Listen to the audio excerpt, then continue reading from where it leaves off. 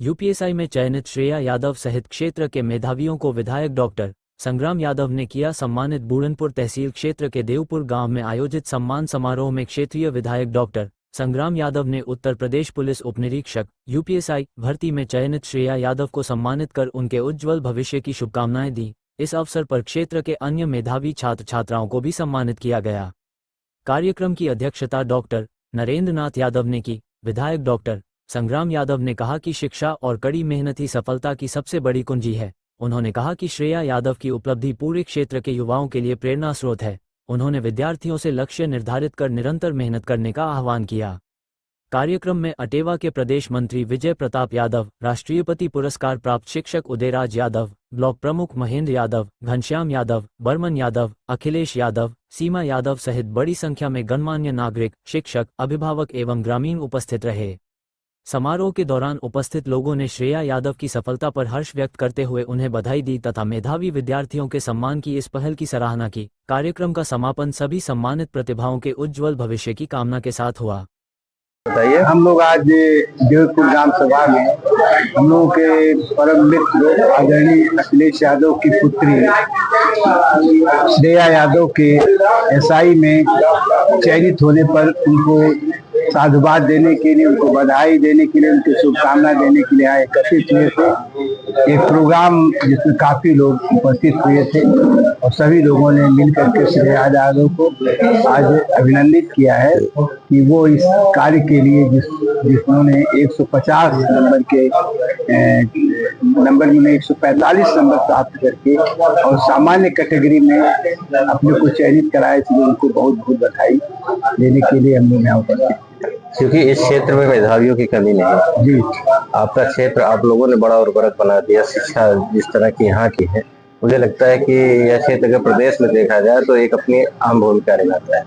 लेकिन पिछले कई वर्षों से देखा जा रहा है, जैसे आज हम एसआई शहर में हम आकर के अपने आप को धन्य मान रहे हैं। कहीं न कहीं चाहे हमारी सरकारें नाकाम हो, चाहे कहीं न कहीं हम किसी भी वजह से जो हम IAS PCS के रिजल्ट की प्रतियोगिता में भाग लेता था, जो हमारा आज भी, लेकिन मेधाओं की कमी नहीं, और रिजल्ट जब आता है क्षेत्र वंचित नहीं रहता है। लेकिन जो मेधा यहाँ की है, कहीं न कहीं इस तानाशाह सरकार के आगे प्रतिभाओं की जो एक तरह से कहा जाए कदर नहीं हो रही है। यह इस पे क्या कहना? इसका मूल कारण है कि चयन जो प्रक्रिया सरकार की ये इतनी प्रदूषित है कि जो अच्छी प्रतिभाएं हैं वो अपने प्रतिभाओं का प्रदर्शन नहीं कर रही, जिसके कारण से ऐसा दिखाई दे रहा है। युवाओं को क्या कहना चाहेंगे? क्योंकि युवाओं के सामने सिर्फ इतना, युवाओं से इतना कहना चाहेंगे कि वह शिक्षा के अलावा कोई दूसरा चारा नहीं है जिसका संबल लेकर के वो कहीं आगे बढ़ सकते हैं। इसलिए सबसे बड़ा संबल उनका है शिक्षा, उसी को एक मात्र पकड़े और आगे बढ़े, इसके अलावा कोई दूसरा रास्ता बना ही। शिक्षा एक माना जाए कि जो मतलब एजुकेशन को अपना ही करियर बना चुके हैं स्टूडेंट, और इस जैसे कि तनावग्रस्त जीवन व्यतीत कर रहे हैं, जो आत्महत्या करने तक की नौबत आ रही है, जो कि फ्रस्ट्रेशन जैसे, क्योंकि आदमी खुद से लड़ता है, जब सिलेक्शन नहीं होता तो उससे समाज, दुनिया, रिश्तेदार, टीचर जो उससे जुड़े होते हैं, सब लोग पूछते हैं क्या कर रहे हैं। तो पहला पूछते रहता है कि हम 5 साल 7 साल से हम कहीं समय व्यतीत कर रहे हैं। उसके बाद अगर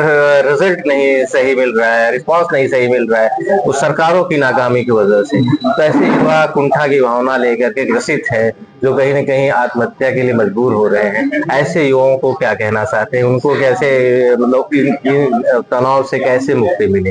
देखिए, एक तो सबसे बड़ा इसका कारण ये है कि हम अभिभावक गण जो है वो बच्चों से ज्यादा अपेक्षा करने लगे कि वो निश्चित रूप से हमारा बेटा जो IAS हो, निश्चित रूप से हमारी बेटी डॉक्टर बने, तो हम ज्यादा अपेक्षाएं कर रहे हैं। दूसरी चीज, कंपटीशन इतना ज्यादा है, नौकरियां इतनी कम है कि उसमें सबको समायोजित हो पाना, सबका चयनित हो पाना बहुत मुश्किल काम है। इसलिए सिर्फ एकमात्र, अच्छा, इस देश में आप लोग जानते हैं कि इस देश में नौकरी अब नहीं रह गई है, संविदाओं पे नौकरी है। देख रहे हैं आप जो रक्षा मंत्रालय में अब अग्निवीर की भर्ती हो रही है, तो अब इतने कम 10,000, 12,000, 18,000, 20,000 पर नौकरी करके भी अगर नौकरी मिल भी जाए इस तरह संविदा की तो उससे उनका खर्च चलने वाला नहीं है, ना उनके कोई बरकत होने वाली है। तो इसलिए सबसे बड़ी समस्या ऐसे नौजुवकों को हम लोग यही कहेंगे कि वो शुरू में जब वो पढ़ते हैं तो ऐसे अपनी क्षमताओं का स्वयं और गार्जियन को भी हम कहेंगे क्षमताओं का मूल्यांकन करके उनको ऐसे ही प्रोफेशन में जाना चाहिए जहां उनकी खपत ज्यादा हो सकती हो।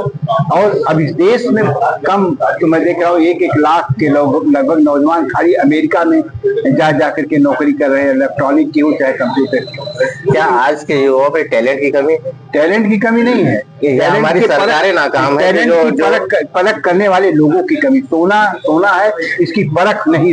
जैसे जो सिलेक्शन सरकारों द्वारा जो सरकारें चुनी जा रही हैं, कहीं न कहीं हमारे टैलेंट पे, हमारे युवाओं के टैलेंट को पहचान नहीं पा रहे हैं, हमारी प्रतिभा को पहचान नहीं रही है। क्योंकि अभी रोजगार के अवसर अगर देखा जाए तो हर विभाग में इतने पद खाली हैं, क्योंकि पद के अनुरूप सारी चीजें भर्ती नहीं हो रही है। रेलवे विभाग है चाहे कोई विभाग, और गवर्नमेंट पे पल्ला झाड़ रही है। तो ये चीज तो सरकार की जिम्मेदारी। आर्थिक सरकार आर्थिक बोझ उठाना ही नहीं चाहती, इसको सबको प्राइवेट सेक्टर में डालना चाहती। अभी आप देखें प्लेस स्टेशन का इसरो में किए नियुक्त वैज्ञानिक 100 के लगभग इसरो ने छोड़ दिया है। अभी मीडिया पे आ रहा है 100 इसरो के वैज्ञानिकों ने इसरो छोड़ा है। वो क्यों? क्योंकि उनके उस टैलेंट। अभी एक मेरा बहुत ही करीबी मेरे मित्र हैं, वो ऊपर डिप्टी डायरेक्टर, उन्होंने कहा कि पहले हम लोग जो बना के दे देते थे कि ऐसा सरकार करे तो ठीक रहेगा, अब ऐसा कुछ नहीं होता, ऊपर से ही सरकार बना के भेज देती कि आप ऐसा करिए। हमारे इनोवेशन का कोई मतलब ही नहीं है। तो सरकार अब इनोवेशन नहीं चाहती, सरकार नई चीजों की खोज नहीं करना चाहती है। अब IPS और IAS का कैडर आप बताइए, कोई इनोवेशन कर रहा हो? कहीं बता दिए कोई नई खोज हो रही हो या उनका नया कोई ऐसा बना रहे हो? मतलब प्रतिभाओं को दबाया जाए, प्रतिभाओं को कुंठित करके एक दिशा में एक निश्चित विचारधारा की ढालने की कोशिश की जा रही है, प्रतिभाओं को दबाया जाए। और जंतर मंतर पे जो आजकल खेला चल रहा है, आज तो भारी संख्या हम लोग पहुंचे भी, इसको कहाँ तक कैसे लेते हैं? देखिए, ये एक नौजवानों का असंतोष का एक उबाल है। ये एक अभी तो ये प्रतीक रूप में आपको दिखाई दे रहा है, ये और विस्फोट इसका भारी होगा, क्योंकि नौजवान अब त्रस्त हो गया इस व्यवस्था में। तो इसका विस्फोट तो निश्चित रूप से होना है। अगर राजनीतिक दल इसकी आवाज को सुन करके समझ जाए तो अच्छा है, नहीं तो आने वाले दिन बड़े खतरनाक होंगे। चलिए, थैंक यू।